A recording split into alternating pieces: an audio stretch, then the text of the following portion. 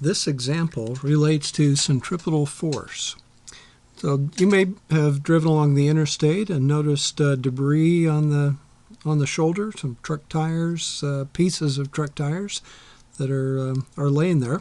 There is a large force required to keep the tread of the tire in contact with the belts underneath the tread, and sometimes that there's separation occurs, and that debris then ends up on the road.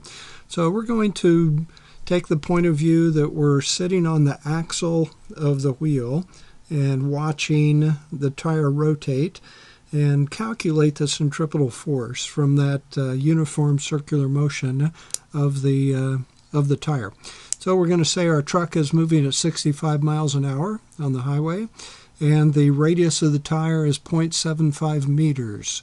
So mixed units here. We'll be converting the miles per hour into meters per second.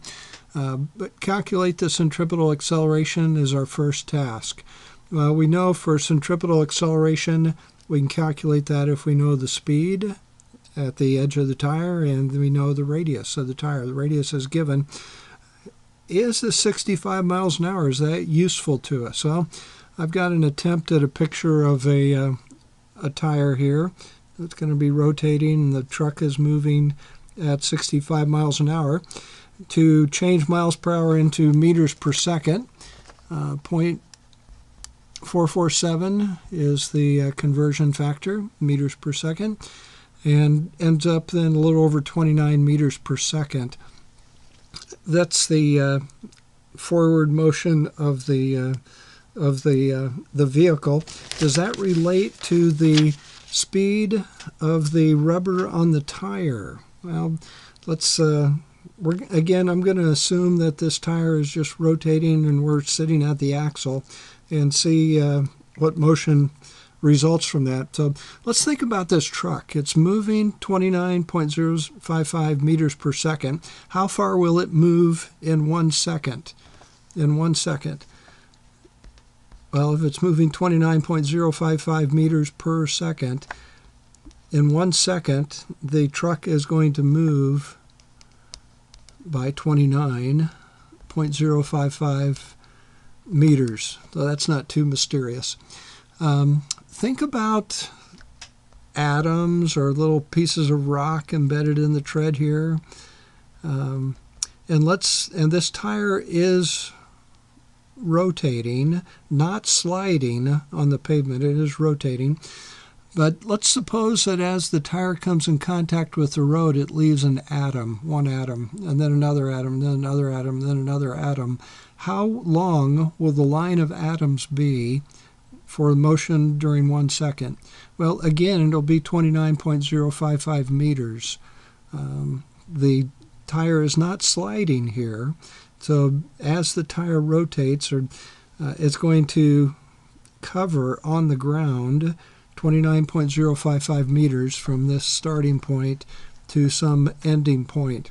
So that's our distance, and that's actually, I can use that as an arc length for the edge of the tire, and use the central angle formula, S equals r theta, to calculate the theta for the wheel. How much angle has the wheel turned through? So in doing that, 29.055 meters, that's our S. The radius is 0.75 meters. And then we calculate theta. Theta has units of radians, so if you divide both sides by 0.75, you find that it's 38.74 radians. That is a large angle, but that's not a problem. Our tire is rotating multiple times. 38.74 radians. So what is the angular velocity? What's the angular velocity? How much angle does it cover in 1 second? What's the omega? Well, that omega is going to be what angle is covered in a certain amount of time. And again, we're doing this for 1 second. So it's going to be 38.74 radians per second. And then what is the speed at the edge of the tire? We know that when an object is moving in circular motion, it has a linear speed, and that linear speed is connected to the angular velocity. So this linear, you could call it velocity if you want to, if you give it a direction, but v equals r omega. So to find v, the speed here on the edge, so I can do the calculation of the centripetal acceleration is v squared over r. So I'm looking for this value of v. Hopefully you won't be too surprised if we come up with this answer. So v equals r, 0.75, times the omega, 38.74, and I have meters here, radians per second. And if you multiply these two, you get 29.055 meters per second. Not a surprise at all, but I just wanted to connect with the circular motion to show you the velocity here, this tangential velocity. So we're ready to go ahead and calculate the centripetal acceleration. The centripetal acceleration is v squared over r. So we're going to take 29.055.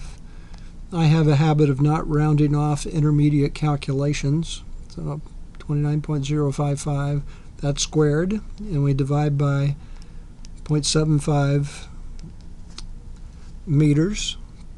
This is meters per second. When we square, we'll get meters squared over second squared, and we'll cancel off one factor of meters. But I came up with 1126 meters per second squared. If I wanted to convert this to G's, sort of a point of reference, 9.8 meters per second squared for 1 G. So at the edge of the tire here, we have about 115 G's of acceleration. So that's considerable. It's much bigger than the acceleration due to gravity at the Earth. But this is what we were asked to find, the centripetal acceleration. Now, what about the centripetal force? Suppose we just consider 1 kilogram piece of rubber on the outer edge of the tire. What is the value of the centripetal force on this 1 kilogram section? Well, that's not mysterious on how to calculate this. So F sub c equals m a sub c, F equals ma. We know the value of the mass is 1 kilogram. We know the value of the acceleration is 1126 meters per second squared, so I'm not even going to bother to write this down in detail. 1 kilogram, 1 times 1126 meters per second squared. So now I have kilograms meters per second squared. That's the Newton unit. So 1126 newtons. And for those in the United States that want to know what the pound number for that is, I can convert this, and that 1 pound is equivalent to 4.448 newtons, and come up with 253 pounds. That's the amount of force, of adhesion, that the rubber needs to have with the lower layers, the deeper layers in the tire.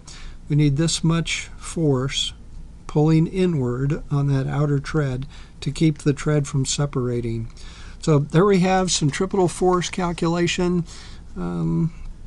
Again, I'm taking the point of view of writing here and just thinking about a rotating wheel, rotating such that we get this angular velocity of 38.74 radians per second. We can calculate a linear velocity, this tangential velocity. We can calculate then centripetal acceleration, v squared over r, come up with the acceleration number, and then putting in, I just randomly chose 1 kilogram for the mass of the tire tread that might fly off, and we have then the force. So if you have questions on that, please ask your instructor.